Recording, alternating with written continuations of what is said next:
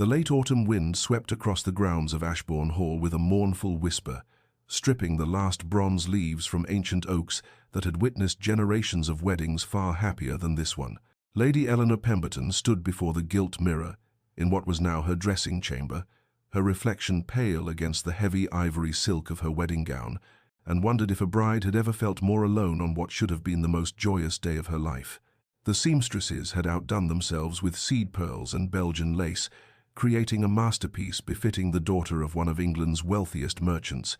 Yet the gown felt like a costume for a role she had not auditioned for, but must now play for the remainder of her days. Beyond the leaded windows, she could see the estate that her fortune had already begun to restore, the crumbling east wing now scaffolded with new timber, the overgrown gardens gradually yielding to skilled hands her money had hired. All of it a monument to a transaction everyone understood but politely refused to name. Her father had been dead only 3 months when the Duke of Ashbourne's man of business had first called, and Eleanor had known immediately what such interest portended, for the Duke's situation was as notorious as his beauty. They said he possessed a face that could have launched 1,000 ships had he been born Helen instead of Ashbourne, with eyes the colour of storm clouds over the moors, and a bearing that spoke of centuries of breeding, even as his coffers echoed with emptiness. The ceremony itself had been brief and correct, held in the estate's chapel with only the necessary witnesses,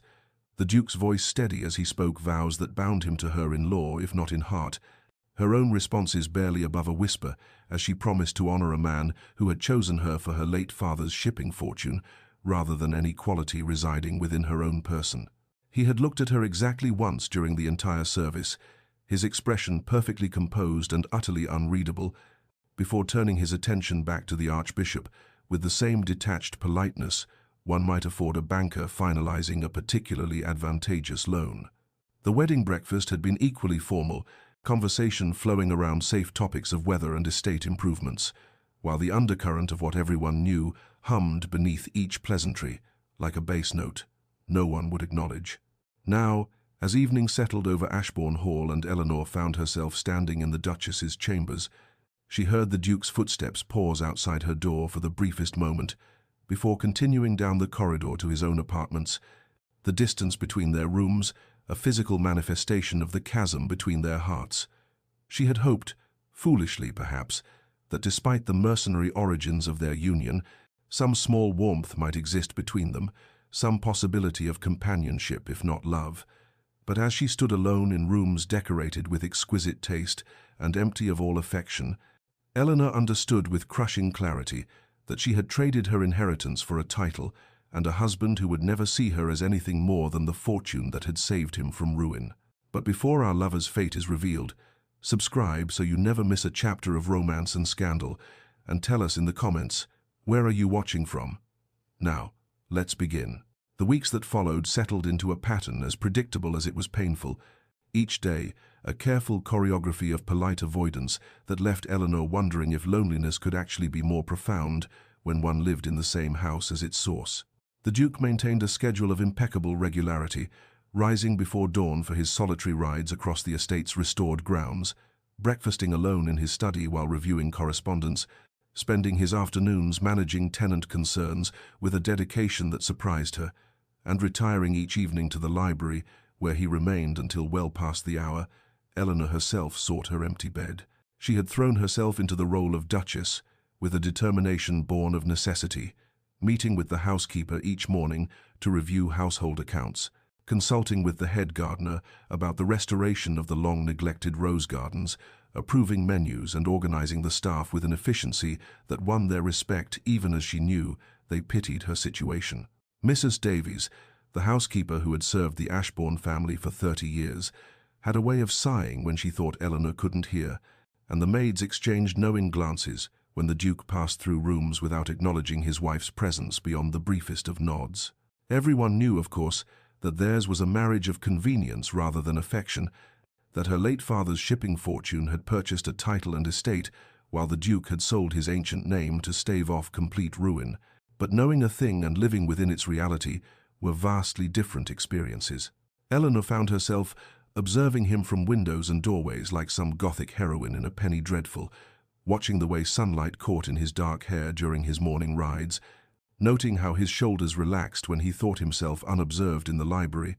cataloguing these small glimpses of the man behind the title as though they were treasures she might hoard against the poverty of their actual interactions. It was during one such instance of unintentional observation that she discovered him reading poetry,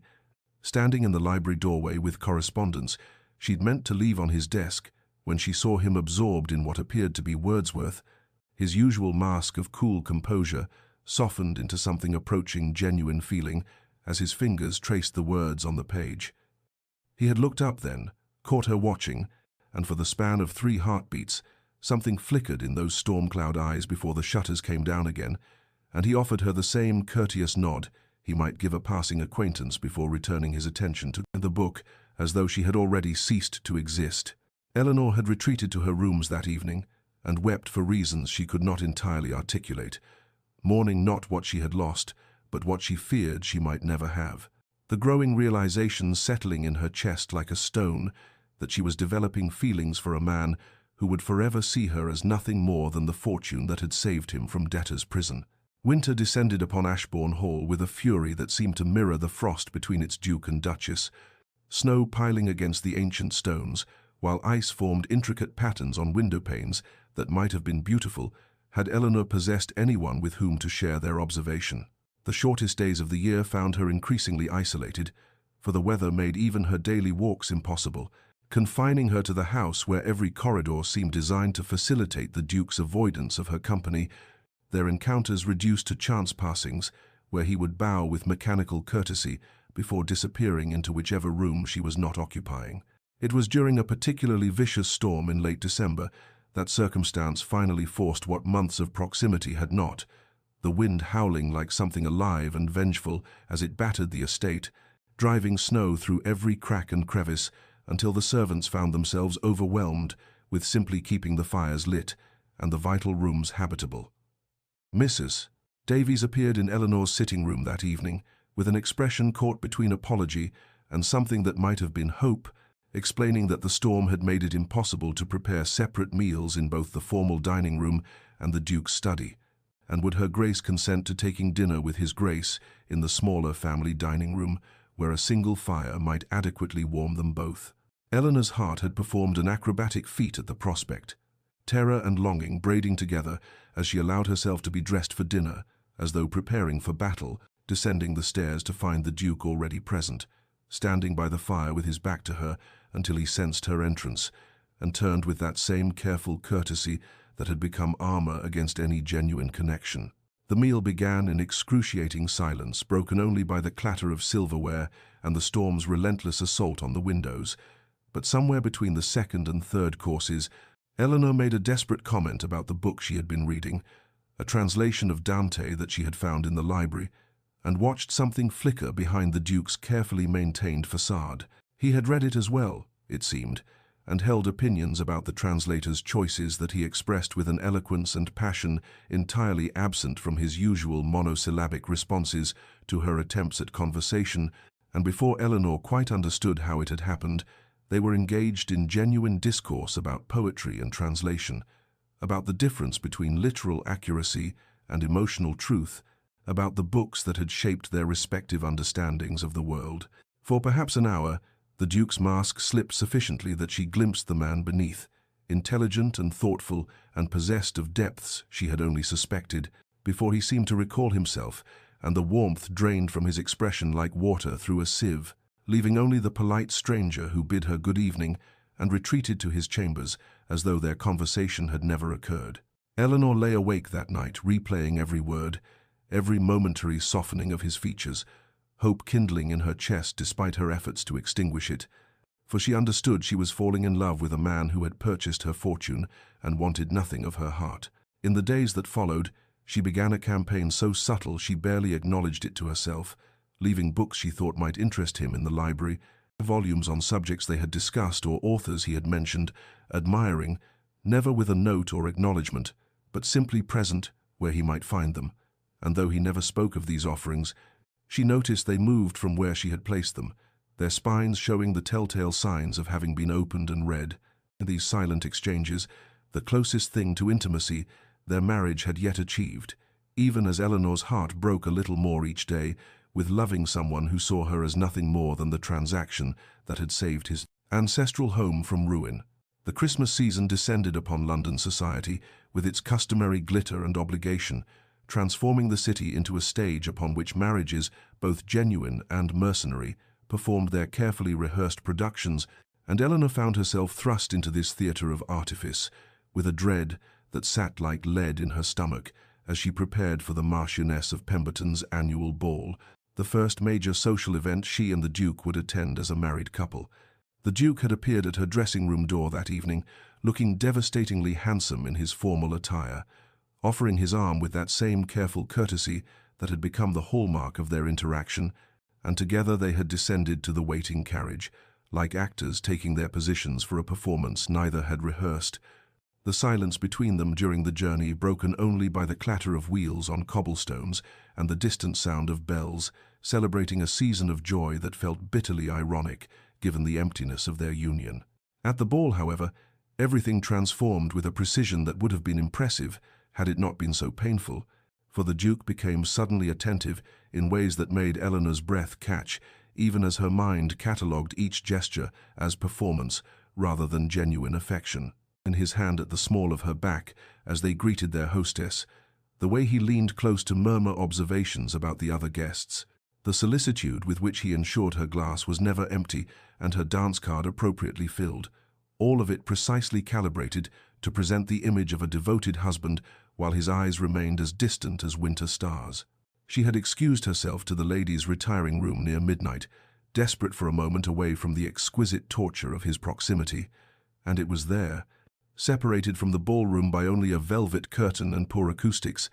that she overheard Lady Hartsworth and her circle discussing the Ashbourne marriage with the gleeful cruelty that passed for entertainment among certain members of the ton, their voices carrying clearly as they dissected how the Duke had sold himself to trade, how Eleanor must know she had purchased a title rather than earned a husband's devotion, how pathetic it was to watch her try to pretend otherwise when everyone knew the truth of their arrangement.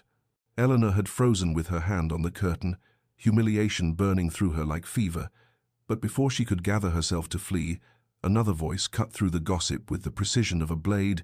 the Duke's tone carrying an edge she had never heard, as he demolished Lady Hartsworth's character with such surgical accuracy that the woman's protests died unspoken, his defense of Eleanor's honor and character delivered with a cold fury that left no doubt he would tolerate no disrespect toward his Duchess, regardless of the circumstances of their marriage. When Eleanor finally emerged, shaken and confused, she found him across the ballroom, and their eyes met in a moment that seemed to stop time itself, his expression unreadable, but something burning in those grey depths that made her heart perform acrobatics against her ribs before he looked away, and the mask descended once more. They returned to Ashbourne Hall in silence that night,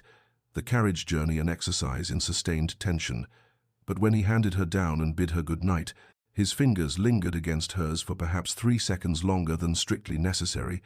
and Eleanor lay awake until dawn, trying to reconcile the man who defended her honor with such passion, with the husband who could barely bring himself to share a room with her, understanding only that something fundamental had shifted between them, even if she could not yet name what transformation had begun. Spring arrived at Ashbourne Hall with a tentative warmth that seemed to promise renewal, the first crocuses pushing through the last remnants of snow like small acts of defiance against winter's lingering grip.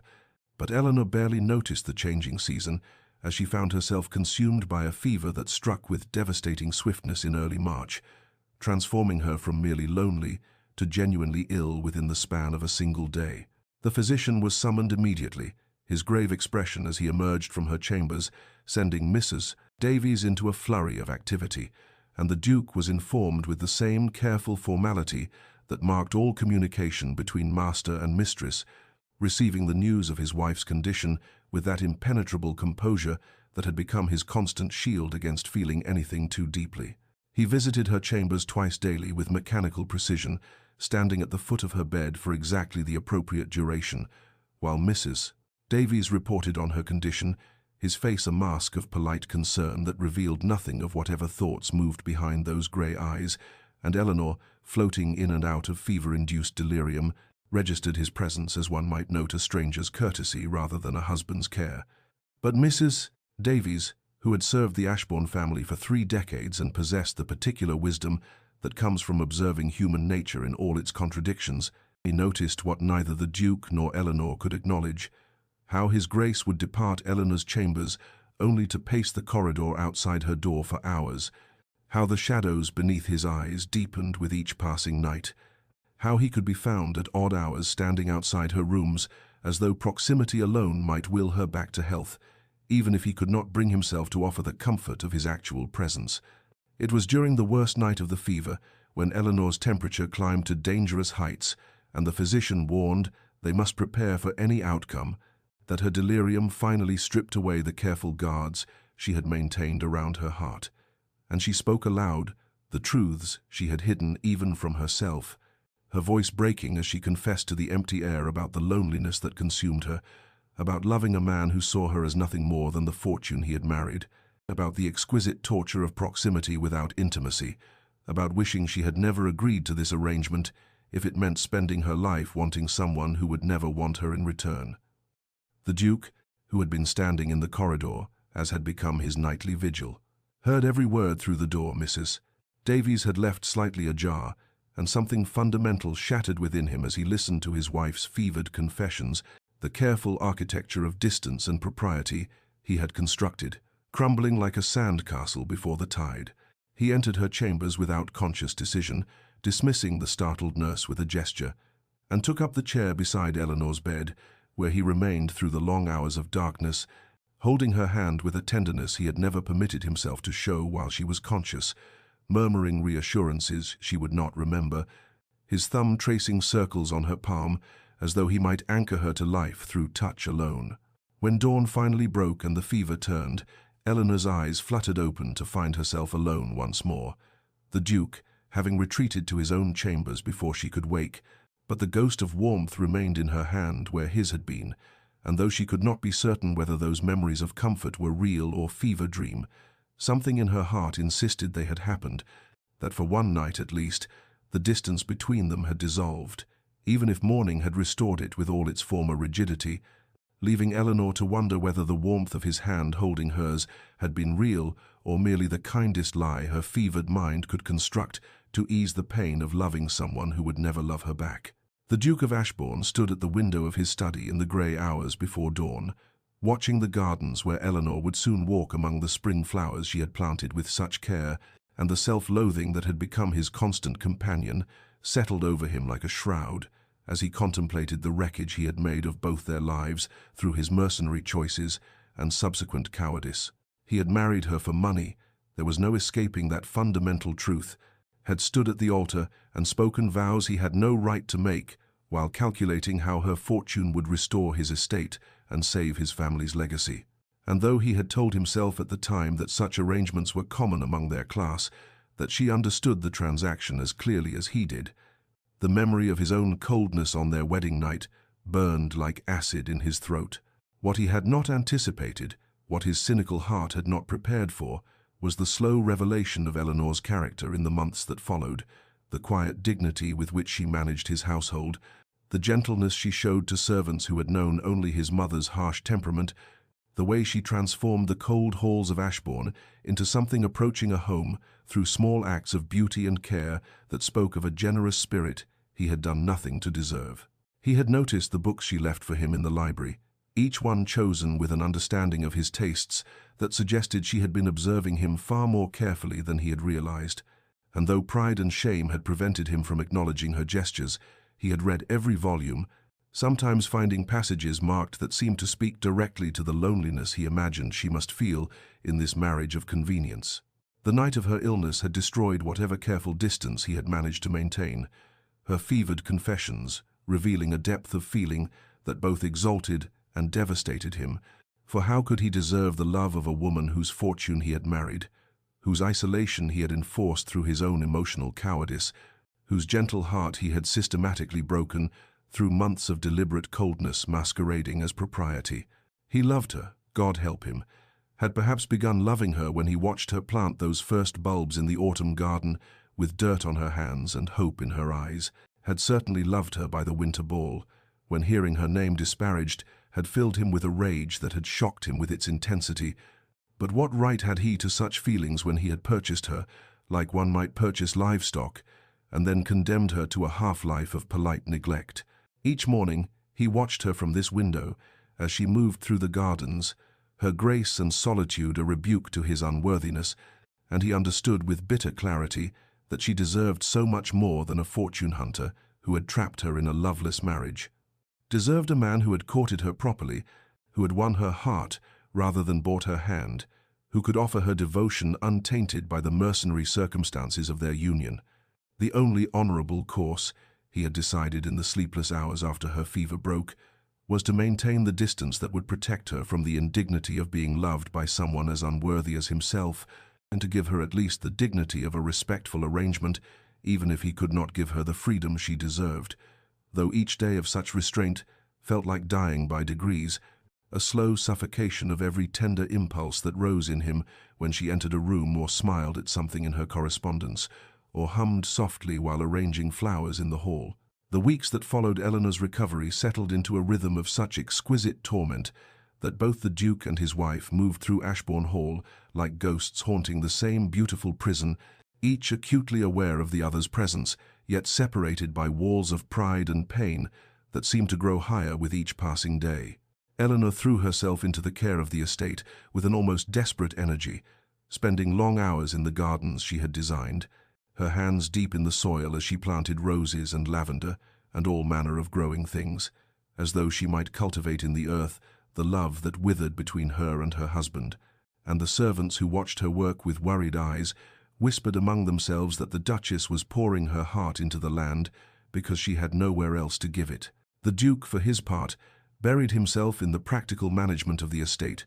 with a single-mindedness that bordered on obsession, working alongside tenants in the fields until his hands blistered and his back ached, seeking in physical exhaustion some respite from the emotional torment that consumed him whenever he allowed himself to be still. And more than once the estate manager found his Grace alone in the stables at dawn, already having been there for hours, though what he did in those dark hours none could say. Mrs. Davies observed them both with the particular sadness of one who sees two people drowning within arm's reach of each other, neither able to bridge the small distance that separated them, and she confided to the housekeeper that in all her years at Ashbourne she had never witnessed such mutual misery. For at least the late Duke and Duchess had possessed the cold comfort of genuine indifference,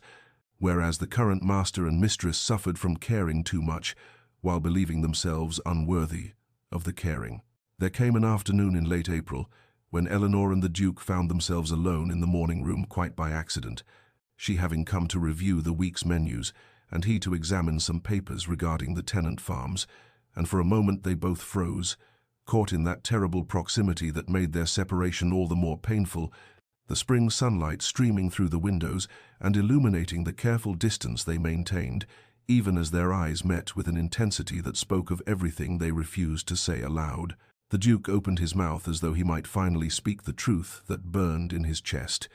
and Eleanor took half a step toward him, with her hand rising unconsciously toward his face, but then the moment shattered as it always did, broken by the weight of guilt and unworthiness on his side and fear of rejection on hers, and they retreated to their respective corners with murmured apologies for the intrusion, leaving the morning room empty save for the ghost of what might have been. It was that very evening that Eleanor, sitting alone in her chambers with her mother's letters spread before her,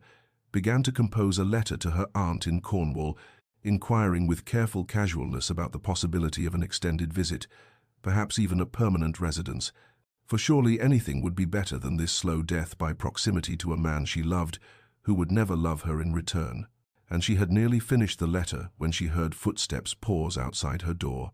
A presence she knew without seeing was the Duke, standing in the corridor as he sometimes did, neither entering nor leaving, just existing in that liminal space that seemed to define their entire marriage. The Duke, on the other side of that door, had heard the scratch of her pen, and somehow known with terrible certainty that she was writing herself an escape from Ashbourne, from him, and the devastation that knowledge brought felt like a physical wound, for he had told himself that maintaining distance was protecting her, but now he understood it was driving her away, Yet still he could not move, he could not knock, could not bridge the gap that his own unworthiness had created, and so they remained separated by a door and by everything they could not say. Two people suffering parallel loneliness in a house that had never felt more empty, despite their shared occupation of its rooms, neither understanding that the other suffered just as deeply,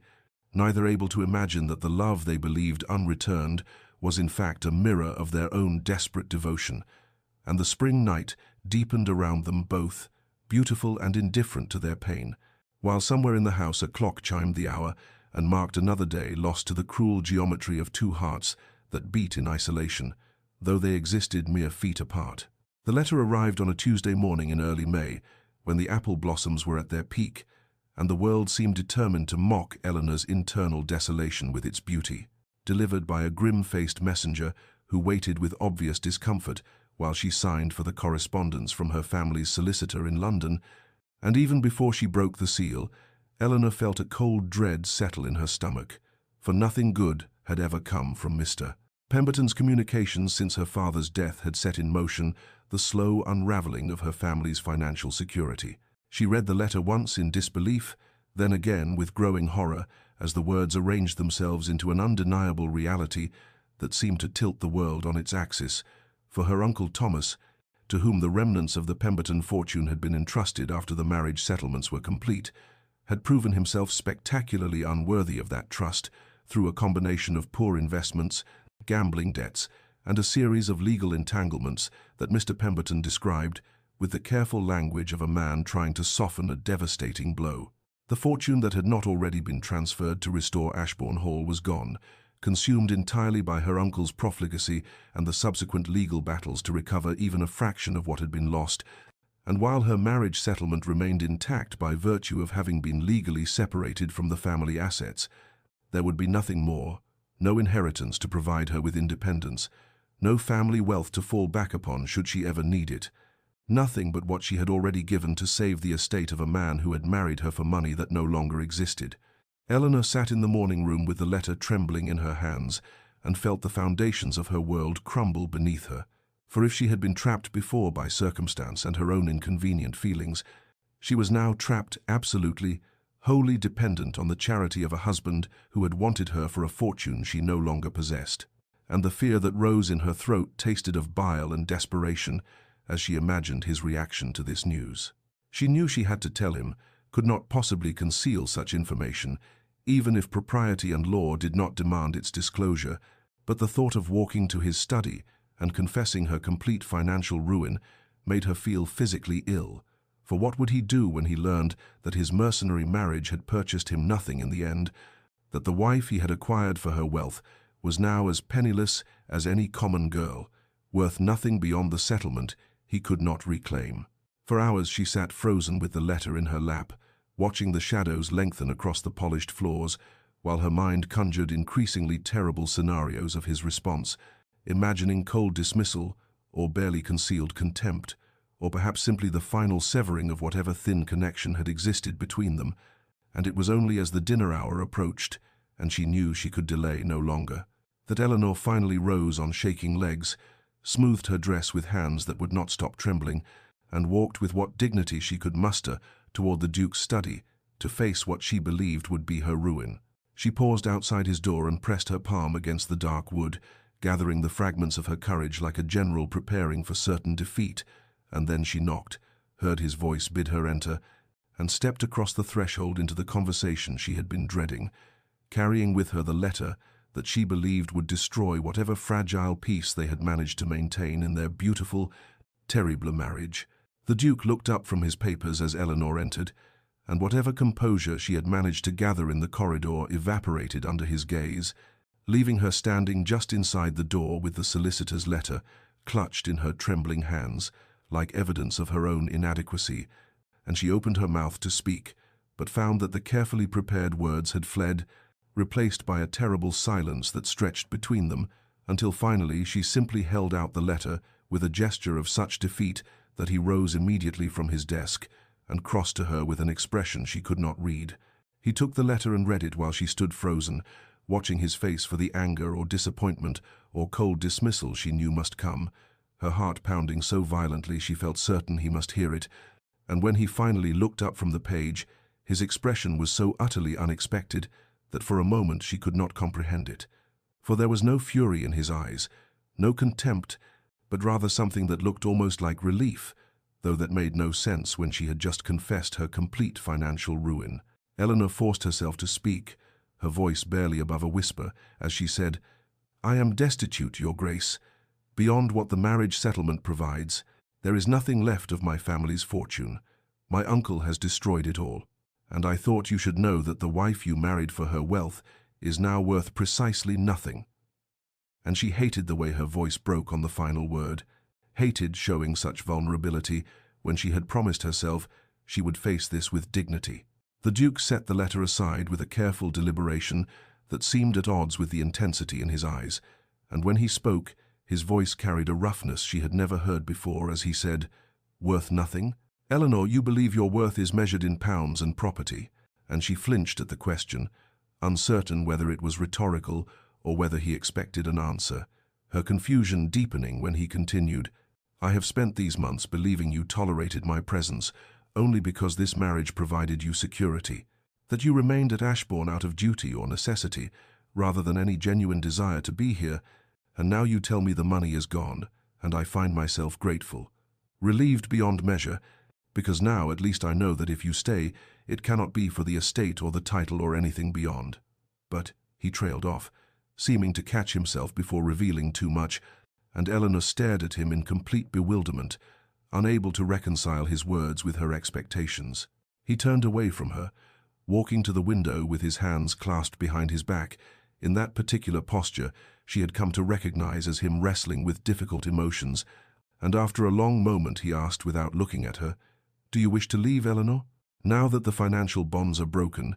do you wish to seek an annulment, to be free of this marriage that brought you nothing but isolation and loneliness?" And the question struck her with the force of a physical blow, for she had expected him to cast her out, not to offer her the choice,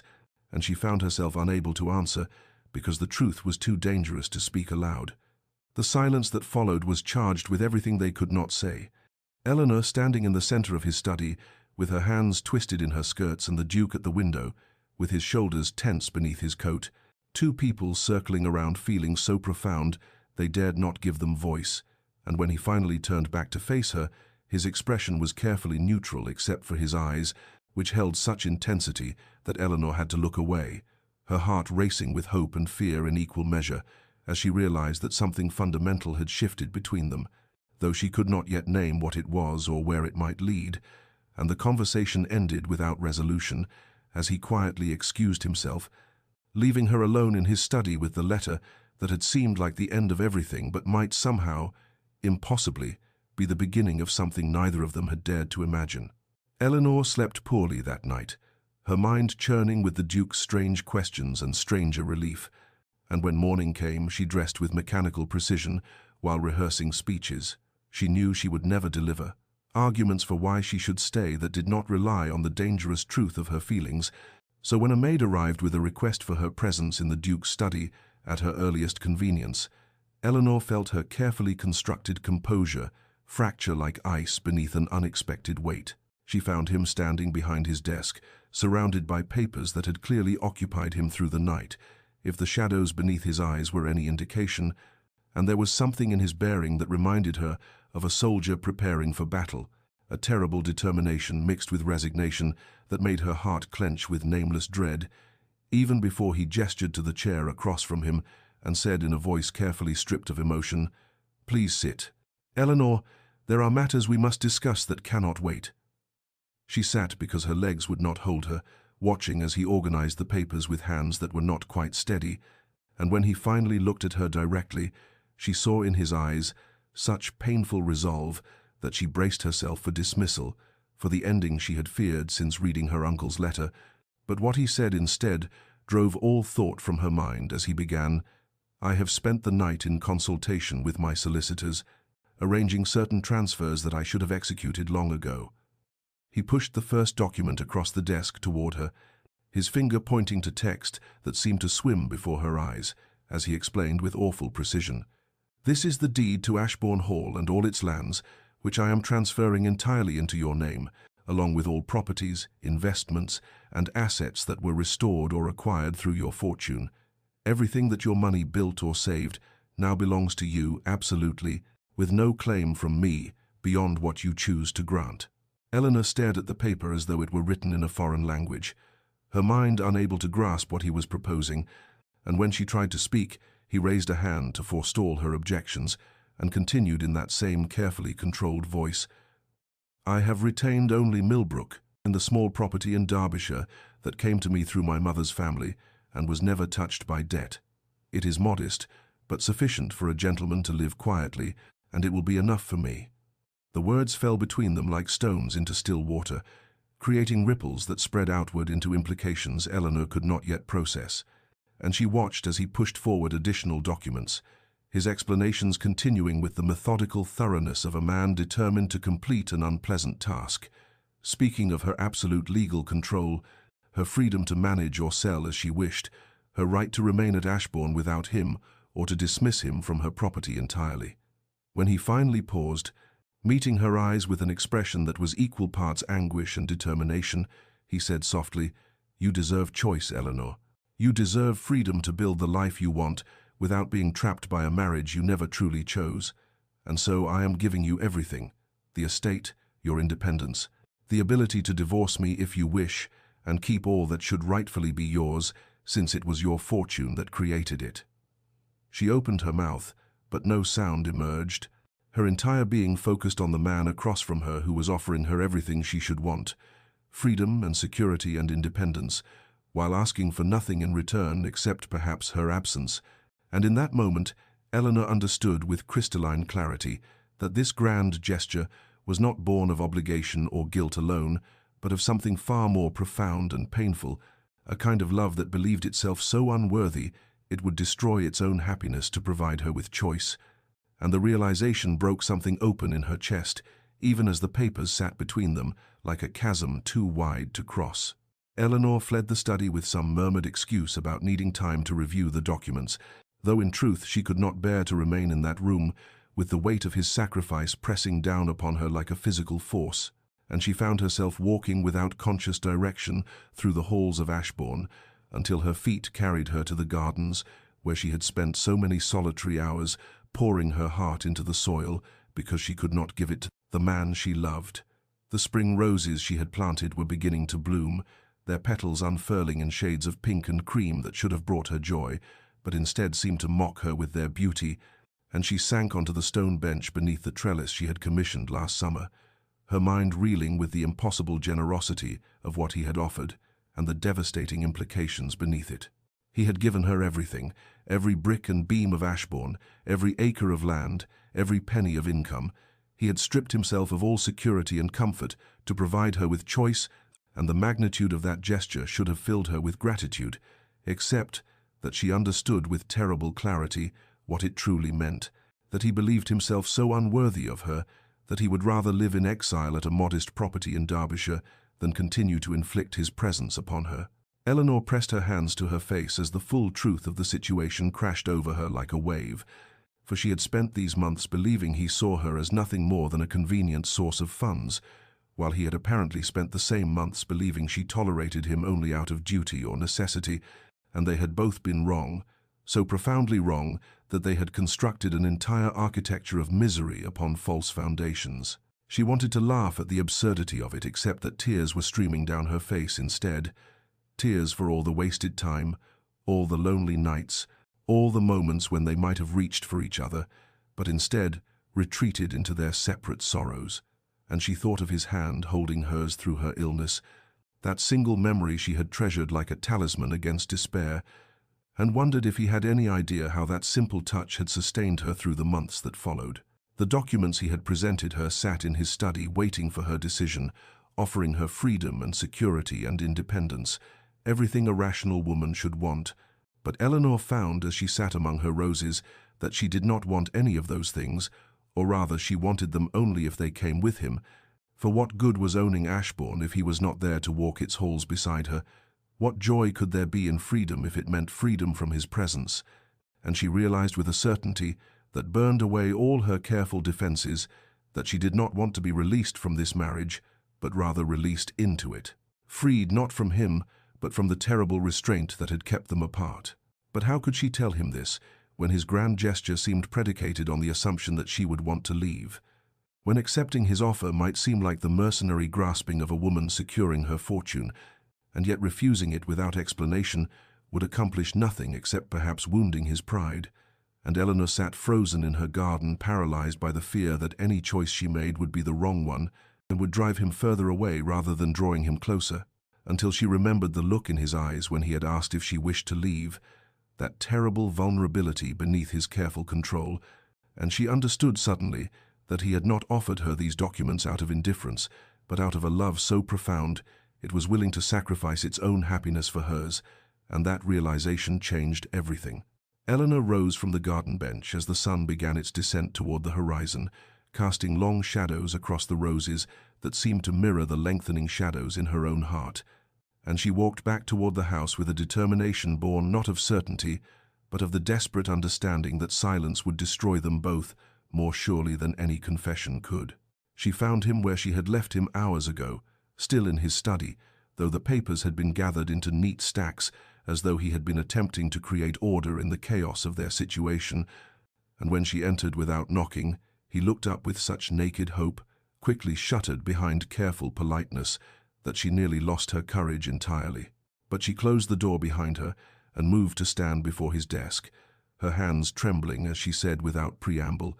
"I cannot accept these documents." His face went carefully blank in that way she had come to recognize as his deepest pain, and he began to speak, some formal acknowledgement of her right to take time to consider,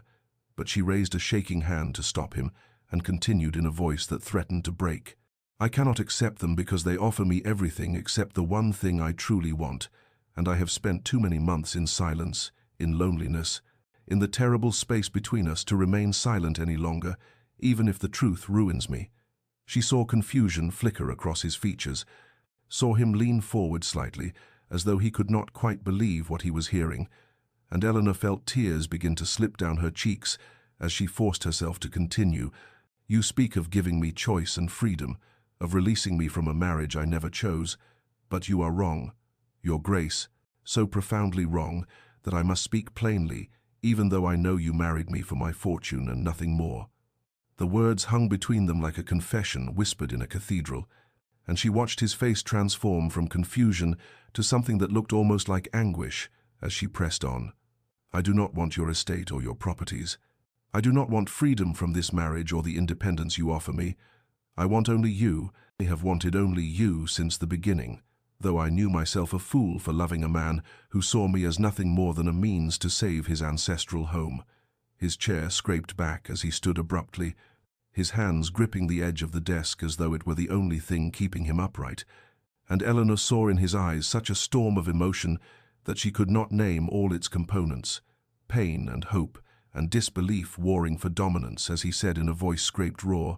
"Eleanor, you cannot mean—" But she interrupted him, unable to stop now that she had begun. "I mean that I love you, that I have loved you through all these terrible months of distance and silence, that I would rather live in a cottage with you than reign as Duchess of this entire estate without you, and if you send me away now it will not be because I chose freedom, but because you could not bear to keep a wife foolish enough to give her heart where it was not wanted." The silence that followed felt eternal, a suspension of time in which Eleanor's entire future hung in the balance, and then the Duke moved around the desk with such sudden purpose that she barely had time to draw breath before he was standing before her, his hands coming up to frame her face with a gentleness that made her sob aloud, and he said in a voice broken with wonder and pain, "Not wanted? Oh, my darling Eleanor, not wanted when I have loved you so desperately that I would give up everything I possess for your happiness, when I have spent months in torment believing myself unworthy of you, when the thought of you leaving nearly destroyed me." His thumbs brushed away her tears as his own eyes shone with moisture, and Eleanor felt something fundamental shift in the universe as he continued, "I married you for your fortune. Yes, that is the shameful truth I have carried like a stone upon my chest,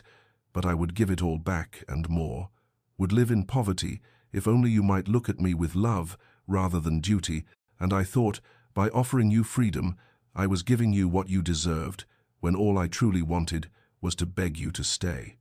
The confession broke the last barrier between them, and Eleanor reached up to cover his hands with her own, their faces inches apart, both trembling with the enormity of what they had nearly lost and what they might yet gain. And in that moment, the weight of months of misunderstanding lifted like fog before the sun, leaving only the crystal clarity of mutual love acknowledged at last. The space between them collapsed as the Duke pulled Eleanor into his arms with a desperation that spoke of months of denial, and she melted against him as though her body had been waiting for this moment since the very day they wed. Their first true embrace, shattering the careful distance they had both maintained for so long, and Eleanor felt his heart racing against her own as his hands moved from her face to her waist, drawing her closer still as though he feared she might vanish if he loosened his hold. "All these months," he whispered against her hair, his voice rough with emotion, "all these terrible months I watched you move through these halls like a ghost, so beautiful and so distant, and I told myself it was what you deserved. To be free of a husband who had taken such mercenary advantage of your circumstances, but every day without you was an agony I can scarcely describe." Eleanor pulled back just enough to look into his face, seeing there the tracks of tears he had not bothered to hide, and she reached up to trace the line of his jaw with trembling fingers, as she said, "I thought myself so foolish for loving you, for wanting more than the arrangement we had made, and I poured all that longing into the gardens and the household, because I could not pour it into your hands." He caught her fingers and pressed them to his lips, his eyes never leaving hers, and Eleanor saw in their depths such tenderness that she felt her breath catch. For this was the man she had glimpsed in fragments over these long months,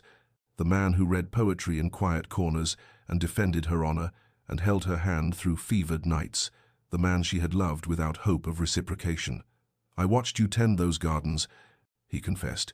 "watched you bring beauty to every corner of Ashbourne, and I thought how fitting it was that you should make this cold place bloom when you had made my own frozen heart come alive again. But I believed myself unworthy of speaking such truths aloud." They stood there in the fading light of his study, holding each other as though they were the only two souls in existence, and Eleanor felt laughter bubble up through her tears at the terrible comedy of their mutual blindness, and when he looked at her with concern she explained through her tears,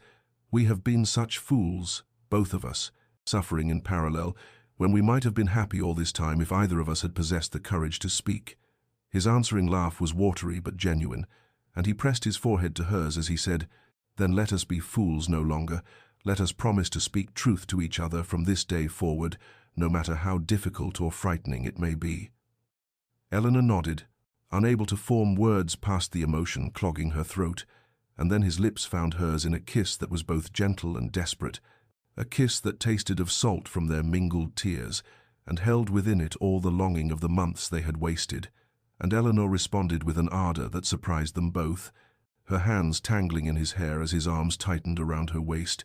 and when they finally drew apart, they were both breathless and laughing and crying all at once. The estate papers lay forgotten on the desk beside them, irrelevant now in the face of what they had discovered, and the Duke drew Eleanor to the settee by the window where the last rays of sunset painted the room in gold and amber, and they sat together for the first time without the weight of misunderstanding between them, speaking in tumbling rushes of confession about every moment of loneliness, every instance of longing, every small gesture that had meant everything, and through it all their hands remained intertwined, as though they had found an anchor in each other after months adrift in separate storms, and as night fell over Ashbourne, they made their promises to begin again, truly this time, with honesty and courage, and the love that had somehow survived, despite every obstacle they had placed in its path. The morning after their confession dawned bright and clear, as though the heavens themselves celebrated the transformation that had occurred within Ashbourne's walls, and when Eleanor woke in her own chambers for what she somehow knew would be the last time, she found a note slipped beneath her door in the Duke's own hand, asking if she might join him for breakfast in the conservatory, a room they had never shared before, and her heart sang as she dressed with trembling fingers and made her way through halls that seemed suddenly lighter, warmer, as though the house itself had been holding its breath and could finally exhale. She found him there among the potted orange trees and climbing jasmine, a table laid for two in the gentle morning light, and when he saw her, his face transformed with such open joy that she had to press her hand to her chest at the beauty of it, for this was the man behind all the careful masks, and the man she had glimpsed in fragments but could now see whole and unguarded, and he crossed to her immediately and took her hands in his and kissed them with a reverence that made her blush, as he said, "I wanted our first morning to be different, to be a true beginning." They sat together and talked as they had never talked before, not the careful exchanges of polite strangers, but the intimate conversation of two souls discovering each other without barriers. And Eleanor learned that he wrote poetry in the early mornings, that he had dreams of improving the tenant cottages and establishing a school on the estate, that his mother had died when he was young, and he had grown up in the cold formality of his father's house and vowed never to replicate such emotional distance in his own family, a vow he had broken in their marriage through fear and shame. And as he spoke, Eleanor saw the depths she had always sensed were there, the complexity and tenderness that had been hidden beneath propriety's armor. She, in turn, shared her own dreams for the estate, her vision of gardens that would be open to the village on summer days, her love of music that she had suppressed in the silence of their distant marriage, her fear that she would never be more than her fortune to anyone, and he listened with such attention that she felt truly seen for perhaps the first time in her life. And when she paused, he reached across the table to take her hand and said with quiet intensity, "You are everything, Eleanor. Everything I never dared hope for and everything I do not deserve, and I will spend every day of our lives ensuring you know your worth has nothing to do with wealth and everything to do with who you are." The hours passed like minutes as they talked, and when Mrs. Henderson came to check on them, she found them still there in the afternoon light, their breakfast long cold but their hands still joined across the table, and the housekeeper withdrew with tears in her eyes and spread word through the household that the master and mistress had finally found their way to each other, and the staff moved through their duties with lighter hearts, for they had all suffered watching the quiet tragedy of their lonely marriage. That evening Eleanor did not return to her separate chambers, but instead walked with the Duke through the halls to the master's suite, her hand in his, her heart racing with anticipation and nervousness and joy all mingled together. And when he closed the door behind them and drew her into his arms, she felt the last walls between them crumble into dust, and they discovered each other with a tenderness that spoke of love rather than duty, of choice rather than obligation, and Eleanor learned that physical intimacy could be an extension of emotional connection rather than a separate transaction, and in the darkness broken only by firelight, they whispered confessions and promises and plans for the future they would build together. And when she finally fell asleep in his arms, she felt for the first time since her wedding day that she had truly come home. The days following their reunion were suffused with a joy that transformed Ashbourne from its foundation to its rooftops. Yet, as the initial euphoria settled into something deeper and more sustainable, Eleanor and the Duke found themselves confronting the uncomfortable reality of how their marriage had begun. And one evening, as they sat together in the library, the fire crackling softly between them, Eleanor raised the subject that had been weighing on her heart, saying quietly, "We must speak of it, you know, of how we came to be married. For I fear if we do not address this honestly, it will always stand between us like a shadow." The Duke's expression grew troubled, and he set down the book he had been reading to turn his full attention to her, his eyes dark with the guilt that she had come to recognize would not be easily dismissed, and he said,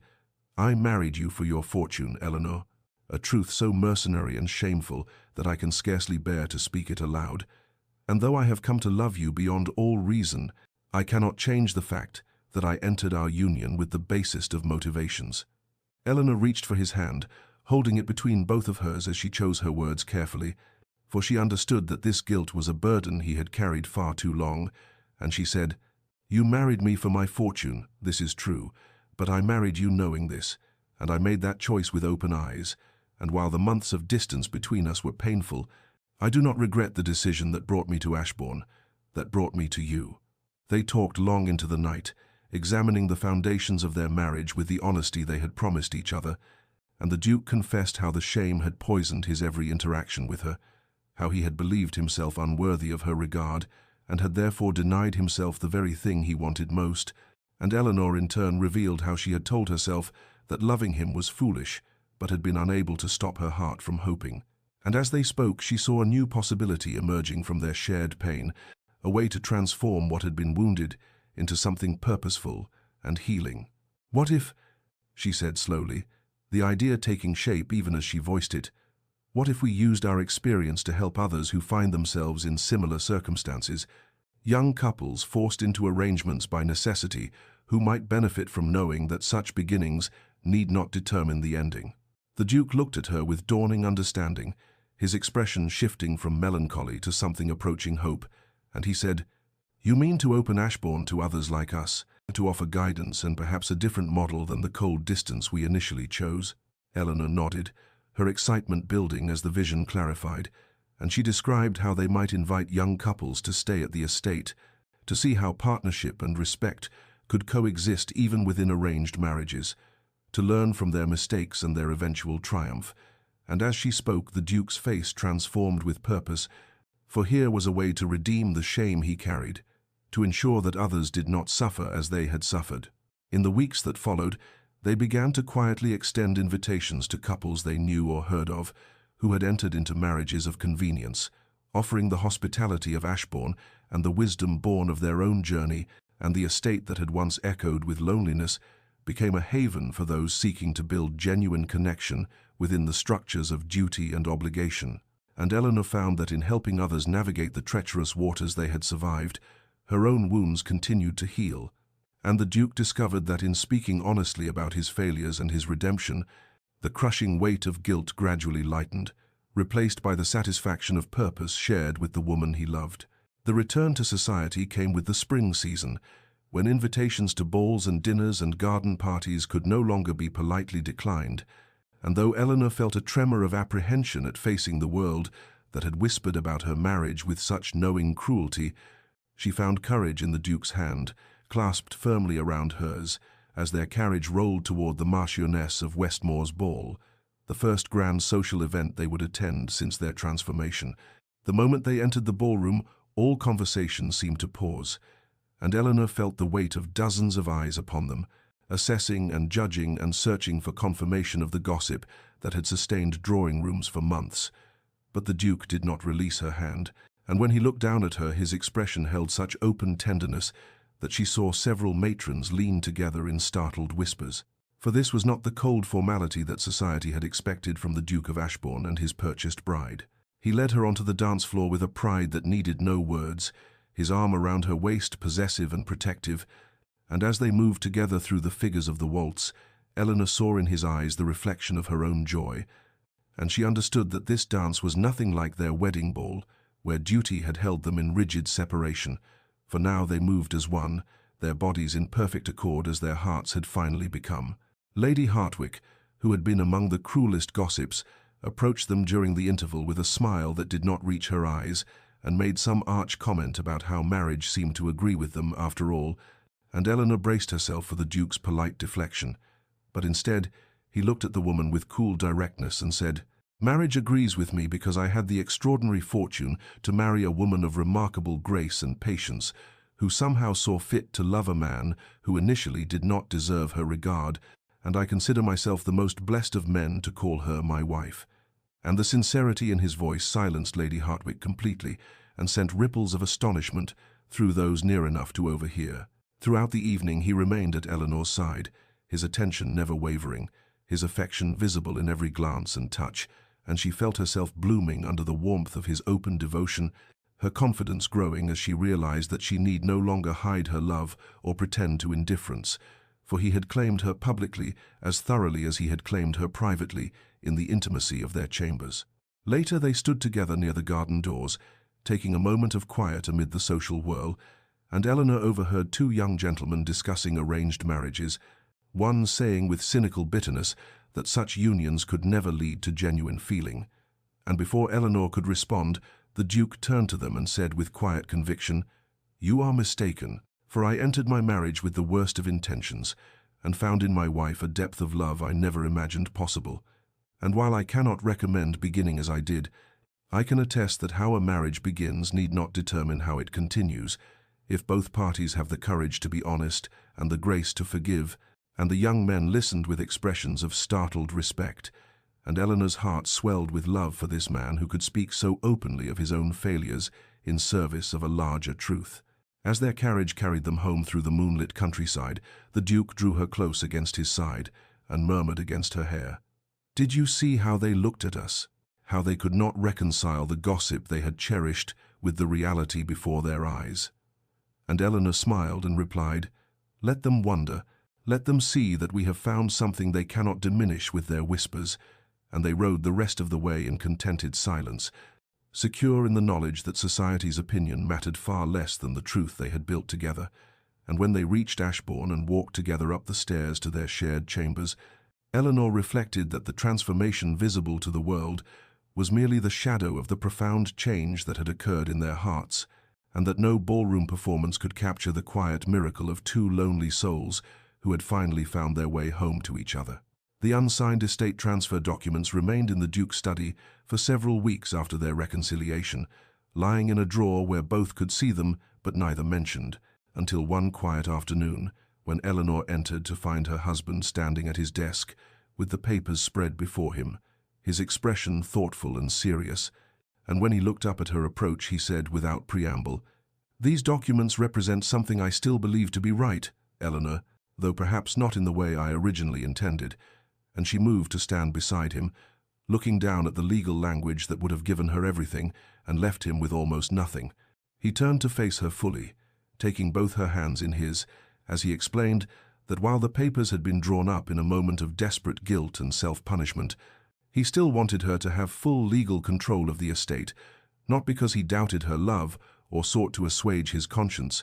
but because he genuinely believed she deserved the security and power that such ownership would provide, saying, "You restored Ashbourne with your fortune, you have managed it with wisdom and grace, and it seems only just that the law should recognize what reality already demonstrates, that you are the true heart of this place." Eleanor felt tears prick her eyes at the sincerity in his voice, but she shook her head slowly and said, "I understand what you are offering and why, and I love you all the more for your desire to give me this security, but I cannot accept these papers as written, for they represent a division between us that no longer exists, a separation of interests that contradicts everything we have built together." And she watched his face carefully as she continued, "What if instead we drew up new documents, papers that establish us as equal partners in law as we are in life, joint ownership that recognizes both our contributions and our shared commitment to Ashbourne's future?" The Duke's expression transformed with something like wonder, and he gripped her hands more tightly as he said, "You would do this? You would bind yourself legally to a partnership with me when you could have sole control and when you could protect yourself from any future disaster?" And Eleanor smiled through her tears and replied, "I would bind myself to you in any way possible, for we are already bound in every way that matters,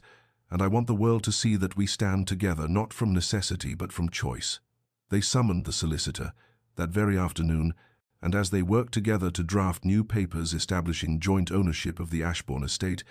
Eleanor felt a profound sense of rightness settle over her, for this legal document would reflect the truth of their marriage in a way the original transfer never could, recognizing both partners as equals, with equal claim to the land they had rebuilt together and the life they were creating within its boundaries. When the papers were finally ready for signing several days later, the Duke insisted on gathering the household staff to witness the moment, saying that these people who had watched their painful journey from cold formality to genuine love deserved to see this symbolic culmination, and so in the great hall with Mrs. Davies and Harrison, and all the servants who had served them through the difficult months, Eleanor and the Duke signed their names side by side, their signatures intertwining on the page as their lives had intertwined in reality. After the documents were witnessed and sealed, the Duke raised his glass in a toast, saying to the assembled staff, "You have all witnessed the transformation of this house from a place of loneliness to a home filled with love, and you have been patient with your master and mistress as we found our way to each other. And now we ask you to witness this legal recognition of what our hearts have already claimed, that we are partners in all things, that Ashbourne belongs to both of us equally, and that whatever future we build here will be built together." And the staff erupted in genuine celebration, their faces reflecting the joy of servants who had truly cared for the welfare of those they served. And as Eleanor looked around at these people who had become like family, and then at her husband, whose eyes shone with love and pride, She understood that this moment was not merely about legal documents or property rights, but about the public declaration of a private truth, the acknowledgement before witnesses that two people who had begun in darkness had found their way to light, and that they would face whatever came next, not as master and dependent, or even as duke and duchess, but as true partners, bound by love and choice and mutual respect. The papers they had signed merely confirming what their hearts had already made irrevocably true. The year that followed their legal partnership unfolded like the turning of seasons in a garden, carefully tended, each month bringing new growth and deeper roots to the love that had finally been allowed to flourish between them. And when spring arrived with its promise of renewal, the Duke and Eleanor worked side by side in the extensive gardens, their hands dark with soil as they planted roses and lavender and all manner of flowering things, and Eleanor would never forget the sight of her husband kneeling in the earth beside her, his fine coat discarded and his shirt sleeves rolled up. Laughing as he confessed he had never touched garden soil before in his life, but found unexpected peace in the work, and she taught him how to judge the depth of planting and the spacing of bulbs, and they created together a riot of color that would bloom through the coming months as testimony to their partnership. Summer brought the first of what would become an annual tradition, when they opened Ashbourne's doors to three young couples trapped in arranged marriages, much like their own had been, and Eleanor watched her husband speak with profound honesty to these strangers about his own mistakes and the path he had walked, from mercenary intention to genuine love, and she saw how his words gave hope to women who had believed themselves nothing more than commodities, and to men who had thought themselves condemned to lives of comfortable emptiness. And together she and the Duke created an atmosphere where honesty could flourish, and where couples could begin to see each other as potential partners rather than merely contractual obligations. And by summer's end, two of the three couples departed with visible transformations in how they looked at each other, and Eleanor felt her heart swell with gratitude that their pain had been transmuted into something that could ease the suffering of others. Autumn arrived with golden light and cooling air, and on the anniversary of their wedding day the Duke led Eleanor to the small chapel on the estate grounds where they had spoken their original vows in cold formality, and there, in the presence of only Mrs. Davies and Harrison as witnesses, they spoke new vows to each other, promises made not from duty or desperation, but from the deep certainty of tested love, and Eleanor's voice trembled as she pledged herself to this man who had given her everything when she had nothing, and the Duke's eyes shone with tears as he promised to spend every remaining day of his life proving himself worthy of the grace she had shown him. And when they kissed in that quiet chapel, Eleanor tasted salt from both their tears and knew that these vows held a sacredness their first wedding had entirely lacked. Winter brought the deepest gift of all when Eleanor discovered she was with child, and she remembered the moment of telling her husband how he had gone very still and then gathered her into his arms with such tender reverence, his hand coming to rest gently on her still flat belly as he whispered that he had never imagined he would be given such a blessing, that he had thought his mistakes would cost him any chance at a true family. And Eleanor held him close and assured him that their child would be born into love, not obligation, into a home filled with warmth rather than cold formality. And as snow fell softly outside their windows, and they sat together before the fire in their shared chambers, Eleanor reflected that the passage of these seasons had transformed not just their relationship, but their very understanding of what marriage could be, and she knew with quiet certainty that every future season would only deepen the extraordinary gift they had discovered in each other. This love that had grown from the most barren soil into something beautiful and lasting, and entirely their own. 5 years had passed since that transformative winter, when Eleanor and the Duke had finally spoken the truth that set them both free, and Ashbourne had become something neither of them could have imagined in those early days of cold formality and painful distance, transformed from a grand but empty estate into a home that radiated warmth and life, and the kind of happiness that comes only from love that has been tested and proven true. The gardens Eleanor had planted in that first spring of their genuine partnership had matured into breathtaking beauty, roses climbing the south wall in profusion and lavender lining the walking paths with purple abundance, and it was in these gardens that their 2 children spent their days under the watchful eye of their devoted nurse. Little Thomas, who had just turned 4, racing between the flower beds with his wooden sword, while his sister, Catherine, not yet 2, toddled after him with determined steps and delighted laughter. The Duke stood at the library window watching his children play, and Eleanor knew without asking that he was thinking about how close they had come to missing all of this,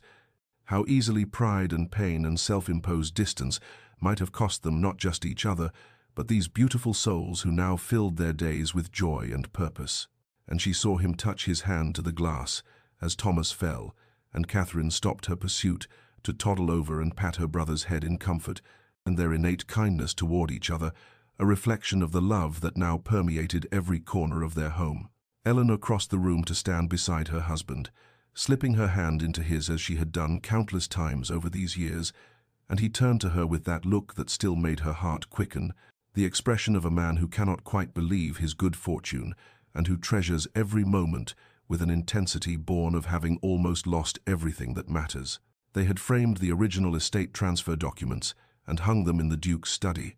not as a reminder of pain, but as a testament to the moment when love had proven stronger than pride, when her husband had been willing to give her everything because he loved her enough to let her go. And sometimes when Eleanor passed that frame, she would stop and remember her own trembling refusal, her confession that she wanted him more than security or freedom or anything the world might offer, and she would marvel at the courage it had taken for both of them to speak truth after so many months of silence. The legacy of their transformation extended far beyond their own happiness, for Ashbourne had become known throughout the county as a place where struggling couples could find guidance and hope, where the Duke and Duchess shared their story with unflinching honesty and helped others navigate the difficult path, from arrangement to genuine affection, and over the years they had watched dozens of couples arrive at their door with the same look of quiet desperation Eleanor remembered from her own early days of marriage, and they had seen many of those same couples depart with something like light beginning to dawn in their eyes, the first tentative hope that perhaps their stories too might transform from obligation into love. The Duke pulled Eleanor closer as they watched their children, and she leaned into his warmth, thinking about how suffering had indeed led them to this joy, how the cold formality of their beginning had somehow made the warmth of their present all the more precious, and she understood now that the pain they had endured had not been meaningless, but had shaped them both into people capable of appreciating the extraordinary gift of genuine partnership, of love freely given and gratefully received. And as Thomas helped his sister to her feet, and both children looked up at the library window to wave at their parents, Eleanor felt her heart overflow with gratitude for every difficult moment that had led them to this perfect afternoon, this life that had bloomed from the most unpromising soil into something more beautiful than she had ever dared to dream. Evening descended on Ashbourne with that peculiar golden quality that autumn brings, and the Duke and Eleanor walked together through the gardens she had first planted in hope, and he had later tended in love, their children safely in the nursery, being prepared for bed by their devoted nurse, and as they moved between the rose beds that had grown wild and glorious over the years, Eleanor felt her husband's hand tighten around hers and knew he was thinking, as she so often did, about the miracle of their transformation, about how close they had come to spending their entire lives in that cold formality that had marked their beginning. They settled on the stone bench beneath the ancient oak, where Eleanor had once sat alone, contemplating the bleakness of her future, and the Duke turned to her with that expression of wondering gratitude that still appeared on his face when he looked at her, as though he could not quite believe she was real and present, and he spoke softly about how their suffering had not been without purpose, how the pain of those early months had taught them both the value of what they now possessed, and Eleanor nodded because she understood that the joy she felt in their present life was made somehow deeper and richer by the memory of what they had endured to reach it. Dear listener, perhaps you have found yourself in circumstances that feel cold and transactional. Perhaps you have wondered whether love can truly grow from the most barren soil, or whether some beginnings are too compromised to ever transform into something beautiful. And I would have you know that the story of the Duke and Duchess of Ashbourne stands as testament to the extraordinary resilience of the human heart, to its capacity for transformation even when all seems lost, for their marriage began in the worst possible way with mercenary intention on one side and resigned despair on the other,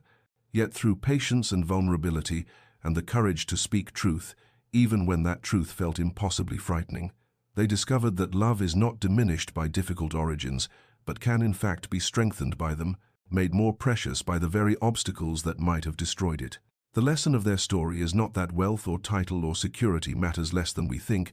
but rather that our worth as human beings transcends entirely what we possess or what we can offer in material terms, that the Duke learned to value Eleanor, not despite losing her fortune, but because losing it freed him to see her truly, and Eleanor learned that she was worthy of love not because of what she brought to the marriage, but simply because of who she was. And this understanding transformed them both into people capable of genuine partnership, of love that asks nothing and gives everything, of devotion that grows deeper with each passing season. So if you find yourself trapped in circumstances that feel immutable, if you believe that your beginning has determined your ending, or that the mistakes of the past have foreclosed the possibility of future joy, take heart from their example and know that transformation is always possible for those brave enough to be vulnerable, patient enough to allow love to grow in its own time, and honest enough to speak the truth that lives in their hearts. And may you find in your own life the courage to choose love over pride, connection over isolation, and hope over despair. And may you rest tonight knowing that the worst beginnings can indeed lead to the most beautiful endings, that suffering can be transmuted into joy, and that love freely given and gratefully received is the greatest treasure any human heart can know. This story comes to you from Tales of Transformation,